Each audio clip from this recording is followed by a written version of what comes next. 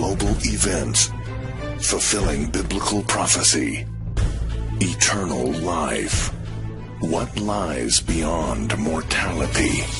From analyzing the paranormal from a biblical worldview to the discussion of cutting-edge science and technology, conspiracy, discovery, special investigative reports. Unafraid to explore the challenging issues facing humanity. Welcome to another edition of Skywatch TV.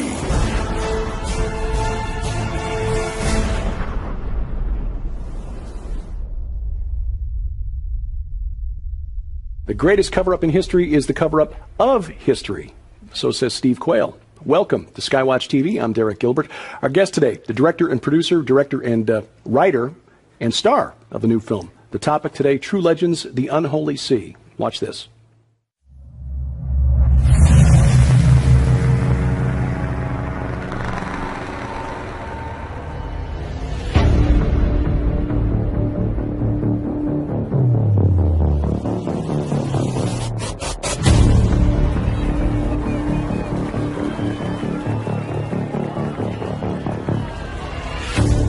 They say this thing had been dead for maybe a day or two. We estimated his size at approximately 12 to 10 feet tall. The giant killed the first team that they came across. He was extremely big and fast and agile for a guy that size. The popes and the agents of the Holy See have known about the giants for many centuries. And do you believe that they have artifacts from the past that would help explain some of what's going on? Absolutely sure.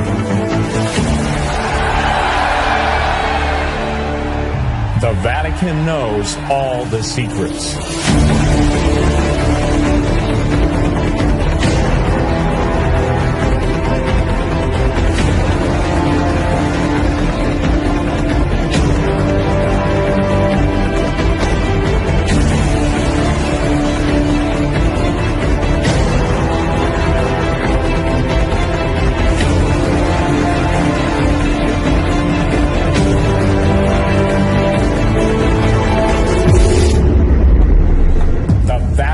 Secretly preparing for the arrival of alien saviors.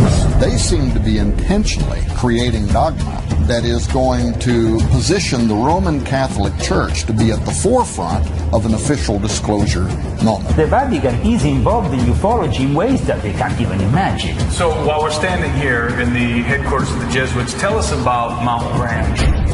They are constantly monitoring things with the Lucifer device. Sometimes they have to wait for all of the UFOs to get out of the way. I would like to tell you more about Zechariah Sitchin. He told me, John Mario, one night I wake up and I saw an Anunnaki sitting on my bed. History is being repeated. The days of Noah are returning. The gods are returning to the earth to dwell among men and mingle their seed with the human race. Only the truth can prepare us for the lie that's coming.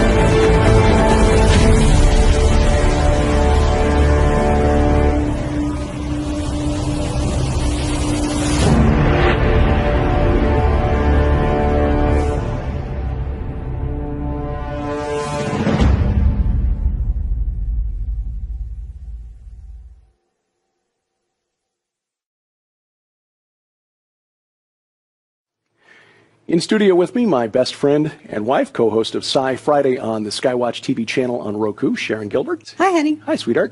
And the writer and director of True Legends, The Unholy Sea, Tim Alberino. Tim, welcome. Pleasure to be here. You're supposed to say hi, honey. Well, yeah. See, that's my motivation. Steve, in the film, Steve Quayle, who produced the film, said the greatest cover-up in history is the cover-up of history. What does he mean? Well, that the history of the pre-flood world has been completely covered over and covered up, literally. That we have evidence, and there exists evidence all over the earth of the dynamics of the reality of the pre-flood world and the Genesis 6 narrative that has been intentionally ignored at best, and in many cases intentionally covered over. And artifacts have been confiscated. History has been literally rewritten. And the archaeological establishment, as well as the educational establishment, would like us to believe that thousands of years ago mankind was Neanderthalic, and that we were in the infancy of our species, and we were banging stones together and barely able to build a mud hut, let alone the amazing megalithic structures that are present all over the earth, standing in testimony, testifying in themselves of a superior race, society, a superior past that has been completely ignored. Well, if they allow us to even venture down that road, they'll say, no, those were aliens. And they came here and they seeded with the Neanderthals. I heard you talk just on the program that was recorded just a few minutes ago with Tom Horn. You were talking about churches being built over ancient sites. When I was growing up, when I was going to college, we were told over and over again that was to reclaim those ancient sites. Sort of the people locally would, trust the church, and it was sort of a syncretistic moment. Is it different than that? Is there a darker motive to that? It is that and something more.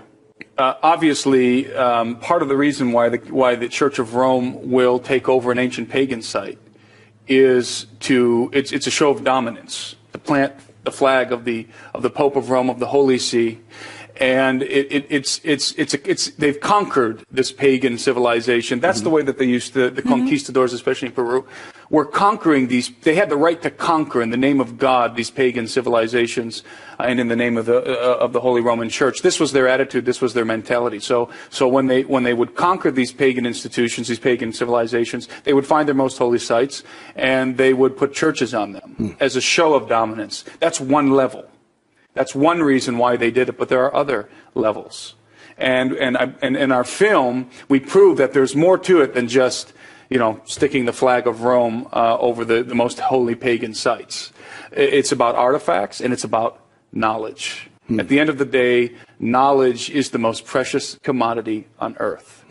And there's another level, too, which is the treasure that is associated with not only these ancient cultures, but specifically with the bodies and the remains of giants.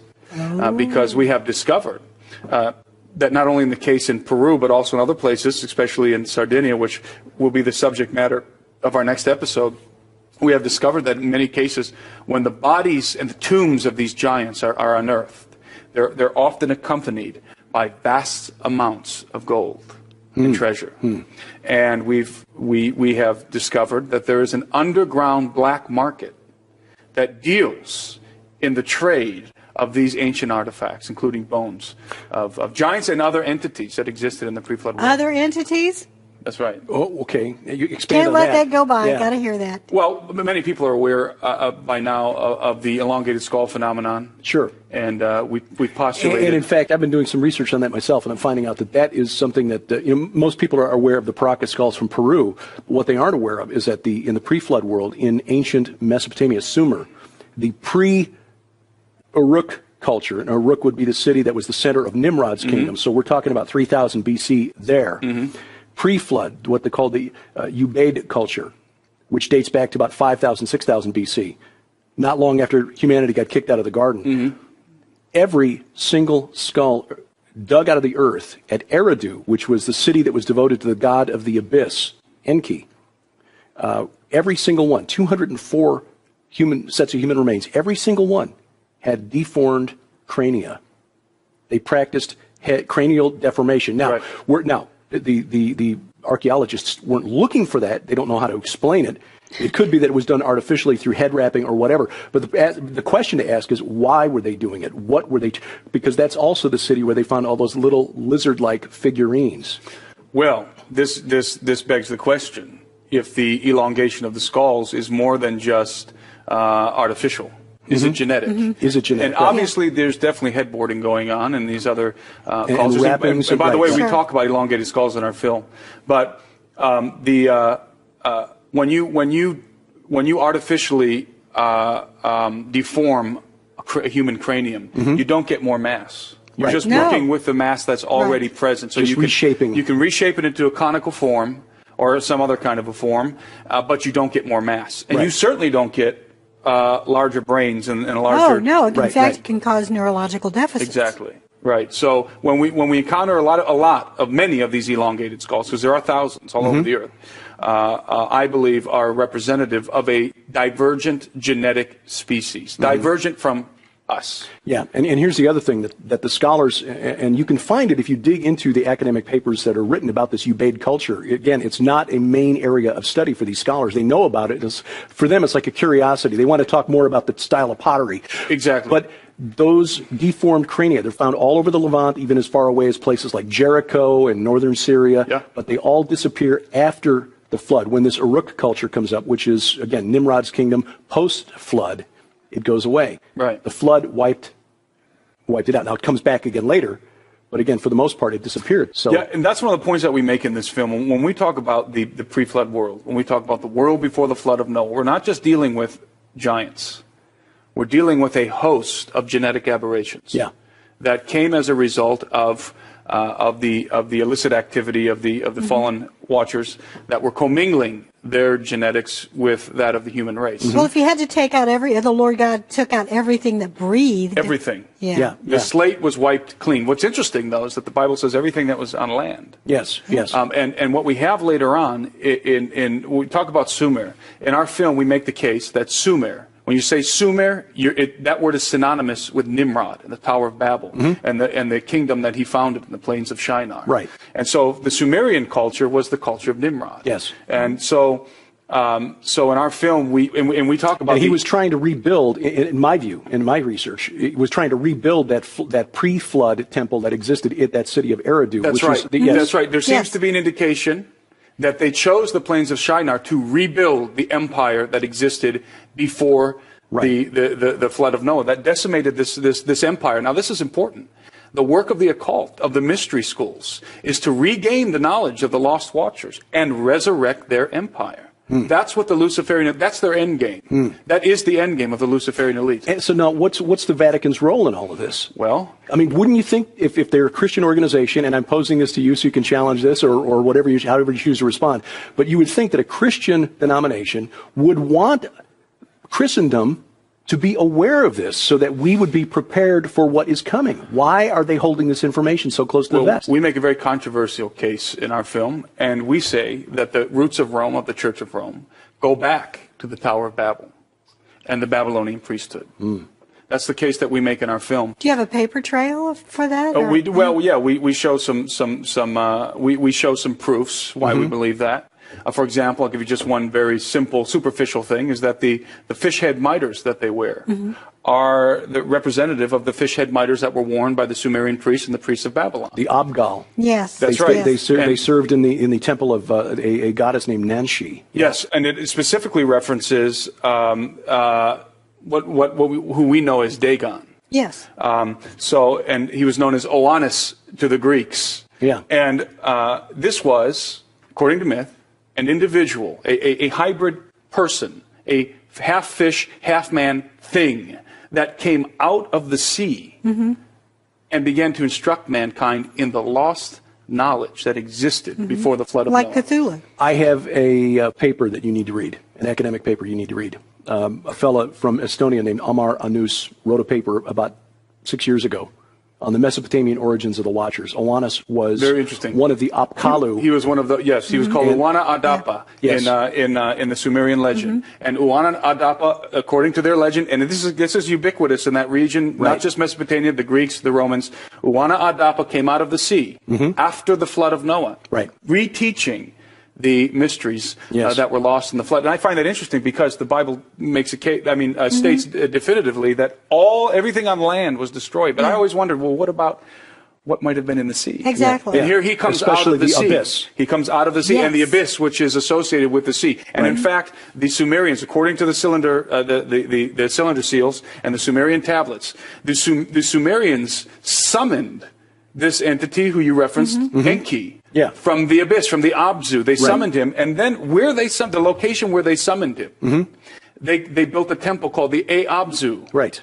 Which many archaeologists now believe was the foundation of the Tower of Babel. Exactly, at the city of Eridu. Yeah, that's right. And we're on the same page. So there's something more with the Tower of Babel than just a tall building. Right. They had summoned an entity there who very well Enki is basically Lucifer in the Sumerian legend. Absolutely. But they summoned Enki from the abyss.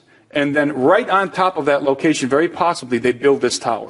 So the Tower of Babel there's a lot more to that than what people usually think. So when the Vatican, the Holy See, Unholy See, when the Roman Catholic Church takes over these pagan sites, they now control everything within it. Are these pagan sites more than just archaeological digs? Are they also portals? I think that there's evidence to show that they may be. And this is the arcane. This is the knowledge that the occult is working to recover. Is the knowledge that was lost in the great, I call the empire of the gods. And that's what they want. And so we have to understand that there is a Luciferian faction, a very strong Luciferian faction within the Holy See, not exclusive of the Holy See. This is a dark brotherhood that exists. These are the mystery adepts that have existed. They're following a lineage that goes back hundreds of years. Actually, that goes back to the Tower of Babel. I would say the majority of Catholics have no idea. Have no clue. And I want to make a distinction. We're not taking aim at Catholics. No. I believe I was one for 10 years. Yeah. So we have nothing against Catholics. And many of our viewers may be Catholics as well. We're not talking about you. We're talking about the core, the hidden core, within the elite at the very top. That's right. And I think a lot of Catholics probably, as we're talking about this stuff, are probably thinking about circumstances where they can say, yeah, you know what, it is kind of strange that there's a Catholic church there and there's a monastery there. And so it's about the knowledge. And so obviously there's knowledge associated with the artifacts, there's knowledge associated with the documents, and just the knowledge of the pre-flood world. Because, and this is what I always tell people in terms of the relevance of this information of our film, and all of this is in our film, True Legends, The Unholy See. It's the reason why it's so important and crucial for us to understand is because history is going full circle. Back to the beginning. Yeah. And I say in the film, and the Vatican's leading the parade. Like an Ouroboros. What has been will be again. Well, this is a good time to break. This is a fascinating conversation. I would love to extend this beyond the 28 minutes and 30 seconds we have, but you're just going to have to be content with that and then get the film. We'll tell you how. And Skywatch TV will continue right after this. Those who control the past control the future. And no organization on earth has a tighter grip on the official history than the Roman Catholic Church. Skywatch TV is proud to offer the documentary film True Legends, The Unholy See, featuring producer Steve Quayle and host-director Timothy Alberino. Watch as they connect the dots and present evidence of a long plot to cover up the history of the pre-flood world and to prepare humanity for the arrival of our space brothers bringing a different gospel. Order The Unholy See, and Skywatch TV will include a copy of the best-selling book Exo Vaticana. True Legends, The Unholy See, and Exo Vaticana, both for just $34.95. Order now by calling toll-free 844-750-4985 or log on to skywatchtvstore.com. Welcome back to Skywatch TV. I'm Derek Gilbert along with Sharon Gilbert. Please check out the other web exclusives on skywatchtv.com. The daily news updates, Into the Multiverse with Josh Peck and Christina Peck. And, of course, every Friday we take a look at science through a Christian lens with our science advisor, who just happens to be sitting at the end of the table here. You'll find that at skywatchtv.com and the Skywatch TV channels on Roku and on YouTube. Tim Alberino, boy, there's so much going on right here, right now, that my brain is going in a half dozen different directions. I mean, archaeologically, the evidence is there to support what you're saying. I mean, in 2003, British archaeologists found the tomb of Gilgamesh, they believed, in what had been the course of the Euphrates River. So Gilgamesh was an historic person, but he is known to history as one who believed he was two-thirds God, one-third human, two-thirds God. Interestingly, the Apkallu, the Mesopotamian watchers, who came forth after the flood, and there were several of them came forth after the flood, were also two-thirds God, one-third human. And they recently discovered a cylinder seal in which Gilgamesh was named the master of the Apkallu and the one who brought back the pre-flood knowledge. And there's reason to believe that Gilgamesh was Nimrod. There are those who will make that case. And interesting that the Euphrates is in prophecy as being a place where entities are bound and will be unbound shortly. In the end times. Right. So yes, there's some just really fascinating stuff here. But I want to get to one that brings it back into present day, because we tend to think that the giants are all history. Those of us who accept that they were real, most people accept them as just think myths, legends, stories. You open the film with a story that I've heard Steve Quayle talk about for a long time. We both, listened to Steve Quayle's radio program for many years, and we've heard him tell the story about the C-130 pilot in Afghanistan who was brought in to bring out the giant. Now, being somewhat skeptical, when Steve was talking about it on his radio program, I thought, well, yeah, maybe. But you open the film with the pilot and his identity's concealed, but you've got somebody who's testified to it, and now others have come forth and talked to other researchers as well. Yeah, that to corroborate absolutely the story. corroborates the story. And we obviously know the pilot personally. I've seen his credentials. So, tell the story for people who have not yet seen the film. First of all, he's active duty. He's flying C-130s today. So he needs to keep his identity concealed. Yes, he's not supposed to be his talking identity about concealed, and let's just say that he's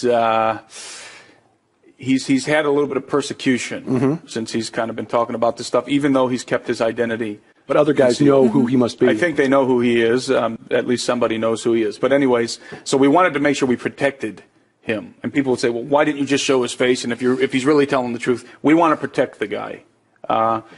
We have reason to believe that this kind of information, frankly, gets people killed. And in a nutshell, this individual, this pilot, flew the body of a giant that had been recently killed from Bagram Air Force Base to Qatar. And when he pulled into Bagram in Afghanistan, he was met on the tarmac by what he later referred to as the babysitters. And he described these babysitters to us in great detail. This is how our film opens up, by the way, our True Legends. It opens up with this story, him telling the story. And the babysitters accompanied the body of the giant all the way to its final destination, which, by the way, rumor has it, among military personnel, that the body went to Wright-Patterson Air Force Base. Sure, so, why not? So anyways, he was told that this giant they encountered the giant in the caves of Afghanistan, which I believe they call this giant now the giant of Kandahar, I believe, or the Kandahar giant, or something like that. So they came on a cave, and the military had a fight with this thing, and I don't know all the details of that part of the story, but ultimately it ended up getting killed, and they brought it to Bagram Air Force Base. That's where our story picks up, where our pilot had to transport this body. And here's the thing. He estimated it between 10 and 12 feet tall. I've heard other estimations from some of the guys who actually claim to have been there in the firefight with this giant. Actually, it wasn't a firefight. I guess he had some kind of a primitive weapon, and they were shooting him, where they say he was more like 15. Well, we know how much he weighed, for sure. Yeah. For sure, because they weighed him while the pilot was there. They weighed the pellet because they had to before they put it in the AC-130, and he had a lift master, our pilot, who was very freaked out because he had to ride in the back with the body and the babysitters. And it was not a good experience for his lift master. I imagine not. Well, he was piloting the craft. They weighed it, and it weighed 1,000 pounds. It weighed 1,100 pounds, but you take off the straps and the pellet. Yeah. The guy weighed probably over 1,000 pounds. 1,000 pounds. And this was solid. The guy was like solid muscle, because the pilot, he pounded his fist on the body, and he said this guy was like a brick. I mean, he was just all muscle, and he was pale. He had a pale color. He said he didn't know if that was because of the fact that he had been dead for a while. And this happened, by the way, I think that back in 2005. And so he obviously wasn't allowed to take any pictures or any notes or anything like that. But they were very frank with him. This is they called it a big guy. This big guy was killed, and we're bringing him to continue to bring him to Qatar. And so. And again, that story has been corroborated now. I think by at least one other source that I know, possibly two. And it's well known now among military personnel. Right. The giant of Kandahar. And I think the pilot that we talked to in our film, who eventually contacted Steve, was the first guy to go on record. Right. With this story. And I've seen a couple of other members of the team that went in to take him out, who have been interviewed as well and corroborate the pilot's story. Corroborate the story. And they took some casualties. This thing didn't go down without a fight. Apparently, it killed some of them, and our pilot was told that it was eating the individuals that it had killed. So I don't know if that's true or not, but I do know that the body, it was killed. Yeah. Did your pilot mention what sort of clothing this thing was wearing? It was wearing primitive sort of canvas wrap on his feet, at least. The majority of the body was covered, but the feet were hanging off of the pellet, and the pilot, along with the other crewmen and some of the military guys, were putting their feet up next to the feet of this giant that were exposed, and his hands were exposed and some of his hair, and his feet were 2 to 3 times the size. To carry that kind of weight, they would have to be. Yeah, I mean, you're talking about 1,000-pound guys, so the proportions matched that weight. And again, now the U.S. government and the U.S. military involved in keeping this information a secret. Yeah, and why keep that quiet? Why? What does that have to do with military intelligence and secrecy and security for the American Does people? the Vatican's influence reach into the U.S. military? Absolutely. Oh, that's it a does. good question. Absolutely, it does. And I didn't know if I was going to say this or not, but I will. I think it's quite interesting that we have Hillary Clinton running for president right now, and her running mate is a person that is has very strong ties to the Jesuit order. Educated. He is not a Jesuit himself, but he's Jesuit educated. He calls himself a Pope Francis Catholic. And we know that Hillary Clinton's health is failing rapidly. So I think if Hillary Clinton gets elected, we're going to have her vice president running the country. And an interesting name, I know, Kane. That is quite interesting. Well, this is a fascinating topic, and we've only just scratched the surface of it. So, again, we urge you to look for the interview in which Tom Horn sat in in the archives at skywatchtv.com. But mainly, get yourself a copy of the film. Tom Horn calls this the best documentary he has ever seen, bar none, any genre, any topic. True Legends, The Unholy Sea, writer, director, Timothy Alberino. Tim, we appreciate you making the trip up here to talk about this. This is mind-blowing stuff. I'm always excited to come to Skywatch TV. And this is why we do what we do. There is more to heaven and earth than is dreamt of in our philosophy, Horatio. Thank you for watching as we keep watch. I'm Derek Gilbert, and this is Skywatch TV.